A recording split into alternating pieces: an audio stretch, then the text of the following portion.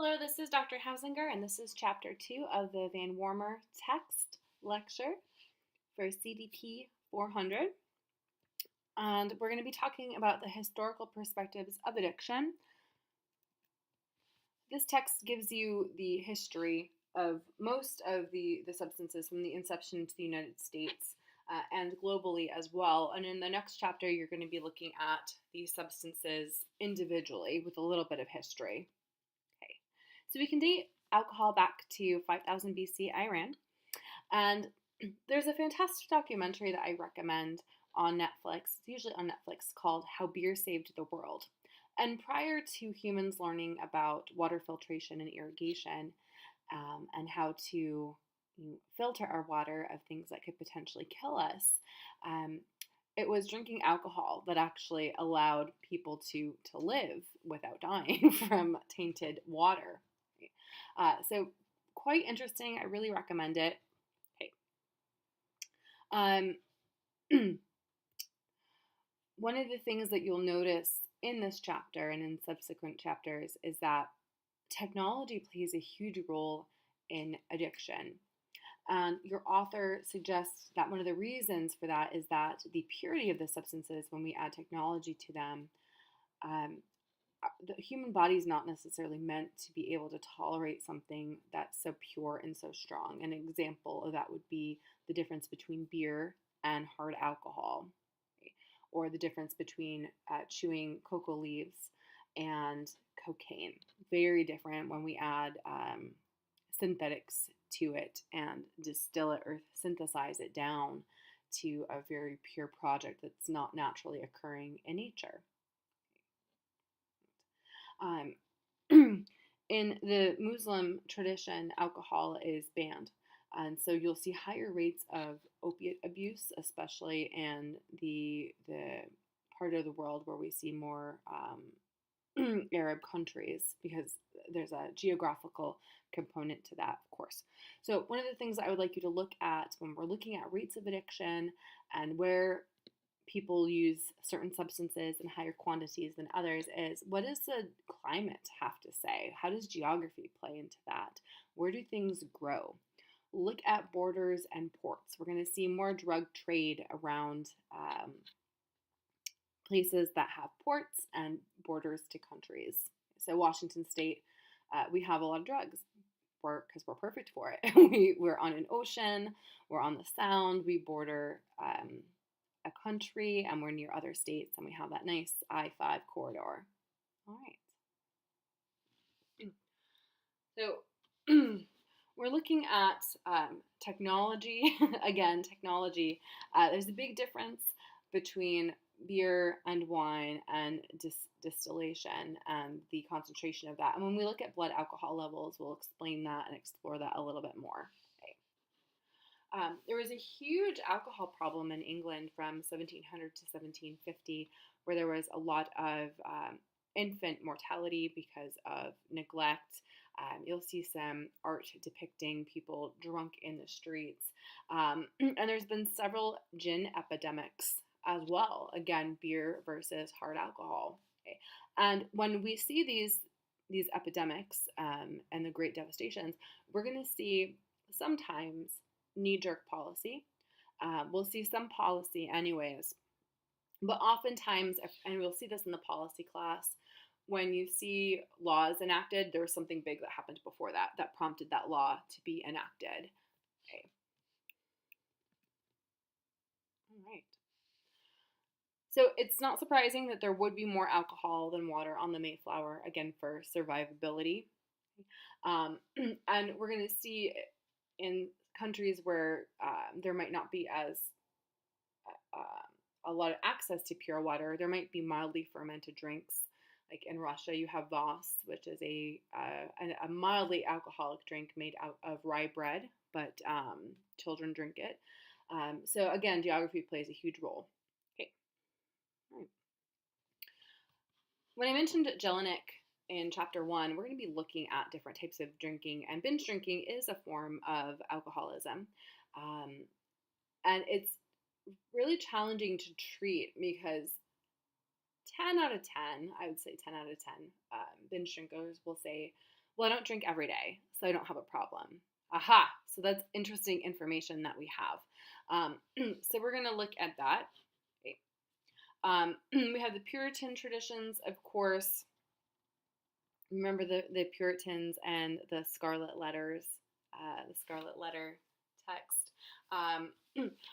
One of the things that we'll see, and this is true of prohibition, when we ban something, we don't take the demand away, and we take the supply away, and we drive the behavior underground, which generally increases risk and health problems and increases mortality. Okay, all right. Throughout time, there's been different religious movements that have really spearheaded temperance and the disapproval of hard alcohol. And there's some fantastic drawings of the suffragettes coming with axes and bursting into bars and breaking all of the all of the distilled alcohol. So again, all alcohol and all substances are definitely not made the same. An average beer, like your PBR or a Budweiser, and we're not talking the fancy micro craft beers, which are very popular right now. We're talking a regular everyday drinking lager would probably have about 5.5% alcohol in it. And that would be about the same as 5 ounces of wine and then a shot and a half of hard liquor. Okay, so we have to really look at quantities and also what we're drinking, because all alcohol is definitely not made the same. So if you notice from chapter 2, the problems really seem to begin with distillation because people cannot handle their alcohol. How somebody acts under the influence of tequila or Jägermeister might be very different than how they act when they're drinking a glass of wine or a beer. Okay, all right. So there is a really interesting relationship here between alcohol being the enemy of the family and the creation of poverty or contribution to poverty and violence, and how this actually led to women wanting their own vote. Okay. So this is no surprise. I'm sure everybody's heard this, that originally there was cocaine in Coca-Cola. We have a history in our country and in many other countries as well, of substituting one substance with another. So if cocaine causes a problem, then we might substitute it with heroin, or cocaine was a problem, so then you added caffeine, right? That's not necessarily a negative thing, and we're going to look at that when we look at MATs and medical assisted treatment. Tobacco was outlawed for a brief period. So if you take the policy class as well, we're going to look at when things became legal and decriminalized or criminalized. Policy changes back and forth throughout time. There was a period in the United States where pretty much everything was legal. And then we see the 1914 Harrison Act. There were several other acts in the 1900s as well. And a lot of these are rooted in racism. Particularly, how do we protect white females, fragile white females, from sex-crazed immigrants, particularly people of Hispanic and Black descent? So a lot of these policies are incredibly racist. Policies around cocaine, policies around marijuana in particular. Okay. All right. Marijuana use had long been associated with Mexicans, and again, there was that fear there as well. Oh no, corrupting white women. Okay. And we see that knee-jerk reaction with very harsh, unreasonable laws, and also the unevening enforcement of laws. So in chapter 1, I mentioned that the majority of people that use substances are white. However, the people that get arrested for the use of substances are not white. And that's been going on a very, very long time, and we can trace that way back to these acts that came into play. You may have heard the word teetotaler. T equals total abstinence. Okay. From middle school history. All right. So whenever we stop the supply we still have a demand, and this is where we have all of the history of the speakeasies and people making bathtub gin and the moonshiners, and um, there's that famous country song, Copperhead Road.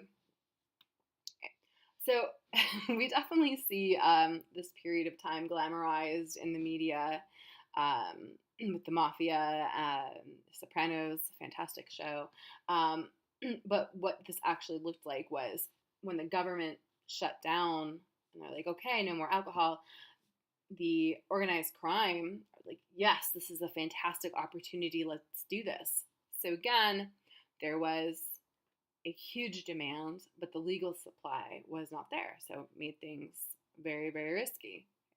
Um, and in particular with moonshine, one of the reasons why people go blind is that moonshine's a process where you have different parts of the distillation. So you have the heads and the tails, and the mid part is the alcohol that's okay.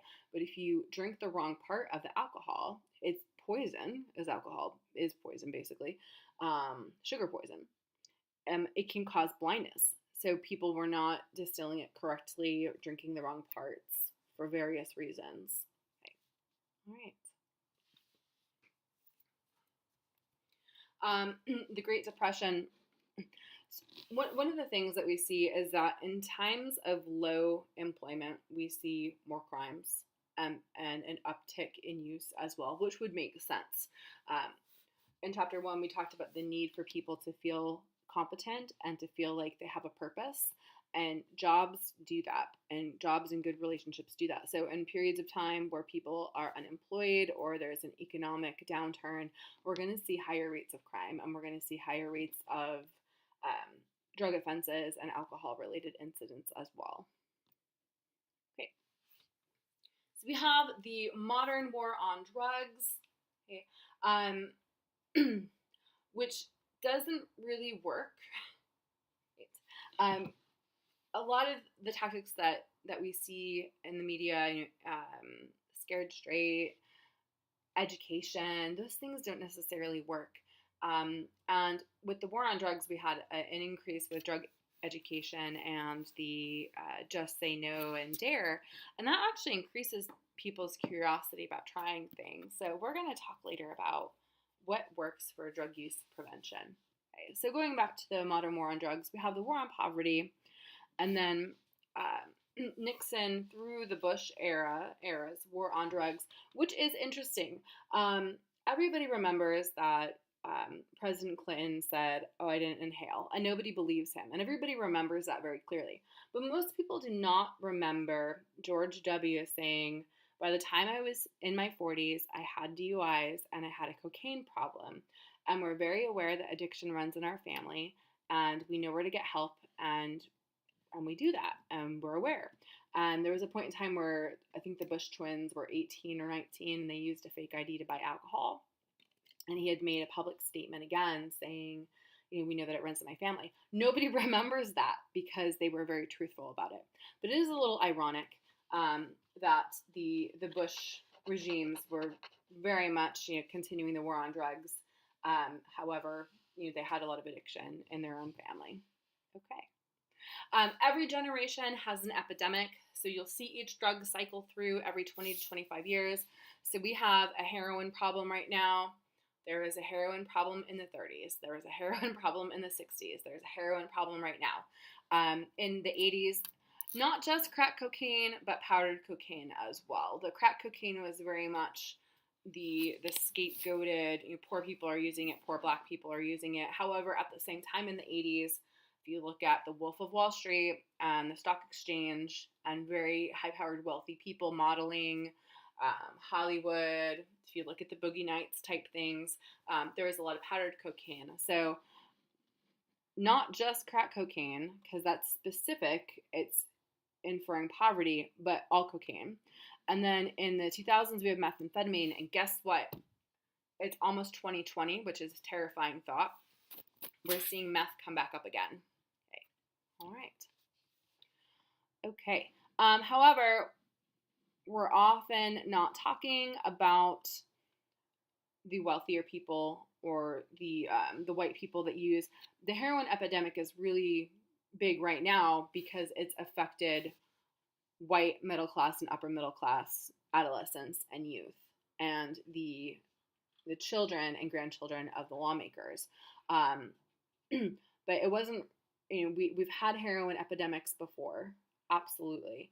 Um, but what's going to get attention is what sells in the media. Okay. So um, most of us drug counselors knew that there was a heroin problem in 2010, but it didn't really get reported on until 2014. Okay.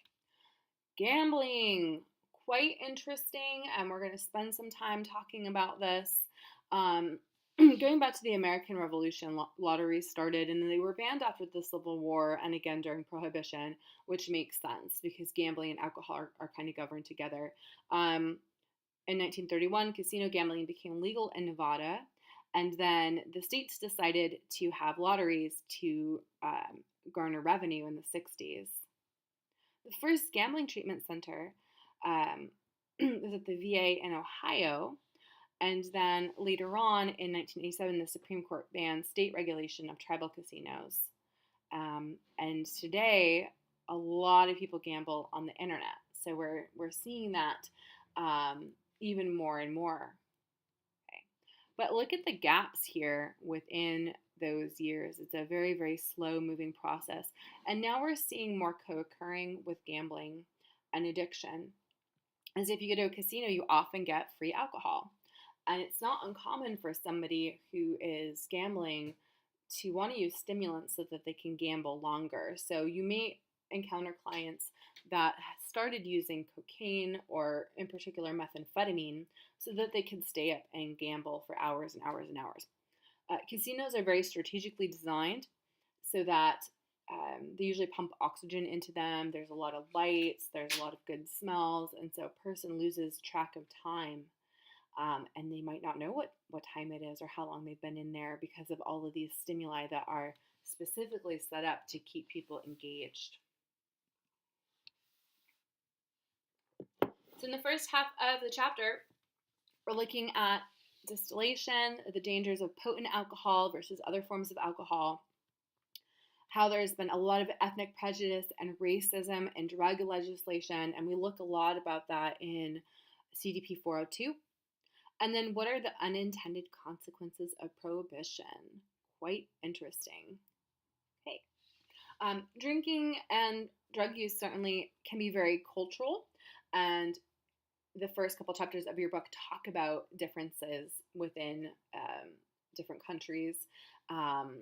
Binge drinking in some areas versus not binge drinking in other areas. The use of wine in places where grapes grow. And we still are in the war on drugs, which has not been quite successful. 2/3 of money goes to law enforcement. So if we talked about the paradigms from chapter 1, we're looking at addiction through law enforcement, through a lens there, a punitive lens. And that hasn't been very successful, and it's cost so much money. So we need to look at prevention, intervention, the spectrum, motivation, stages of change. But drugs, it's a big business, big international business. Okay. So if this is of particular interest to you, there's some great books out there.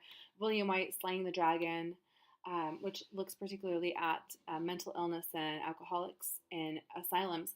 And it was common practice, especially in the late 1800s, early 1900s in the US, to have what were called inebriate asylums, in which a person who is alcoholic was locked up. And that doesn't work very well, which is why we don't have those anymore specifically for that. And a lot of those places were turned into regular psychiatric facilities. Okay. Getting Better by Nan Robertson, and this is the story of the founders of AA, Bill W. and Dr. Bob. There's also some great films and biopics about the two of them as well.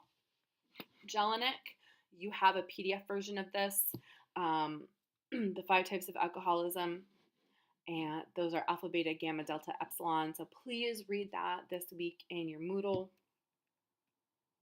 Okay, right. So how did we get from the suffragettes coming and destroying all the alcohol, to some treatment, to where we are today. Well, in 1956, the American Medical Association, or the AMA, declared alcoholism an illness, and in 1966, a disease. And largely, some people might argue that that was a political move to get people coverage and to move away from the stigma of, oh, you're weak, or you have bad blood, or you're from a bad family, or you're a bad person, to, oh, this is something that we can treat, and this needs medical attention, and this needs behavioral attention. Okay. So you'll see NIA a lot this semester, a lot of resources from them, fantastic research.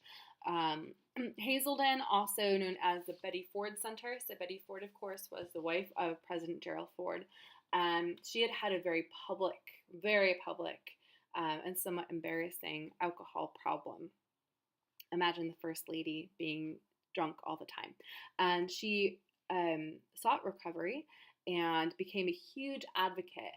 And we're going to see this movement of women actually championing the recovery movement and taking it out of the shadows. And Betty Ford was one of those pioneers that came forward. So Hazelden, also sometimes known as the Betty Ford Treatment Centers, they use the 12-step approach. Okay. In this chapter, you can look at the treatment in Norway and look at how universal health care helps to addiction. Okay. And then there's another thing that we can look at here, the peel and fingerette addiction as bad habits and not as disease. So again, there's several different theories of addiction. A theory in general is not right or wrong. Okay. It's a way to view a problem through a lens. So I encourage you to really think about this. Okay. Harm reduction. So the first actual mention of harm reduction was in a psychological journal in 1946, where the author was looking at how do we help adolescents make good decisions. And then it really wasn't mentioned very much again until the 60s, a little bit, but really in the 80s. Right. And there was such an AIDS epidemic that the healthcare providers said, this is really a public health issue. It's affecting so many people. How can we educate people and give people resources and tools to reduce the risk? Because people are going to have sex and people are going to use intravenously. That's not going to stop. So how can we make the behavior less risky and prevent people from dying? Okay. We see that in some cases, they'll actually prescribe heroin. Not street heroin, it's the medical equivalent, pure heroin. We have needle exchanges, we have MATs, medical assisted treatment, medication assisted treatment. There's a lot of different types of harm reduction, including charting one's drinks, switching to a less harmful substance, maybe smoking a drug instead of injecting it. There's a lot of different things that a person can do. Okay, so that's your little morsel for this week. And I hope that you enjoy the materials. Again, please look at everything on Moodle. Everything is complementary to what we're doing in lecture and our discussion. So, all right. Please pose any questions in our Voxer discussion, and I'm happy to address those, and I look forward to some great conversations. This is Dr. Hausinger.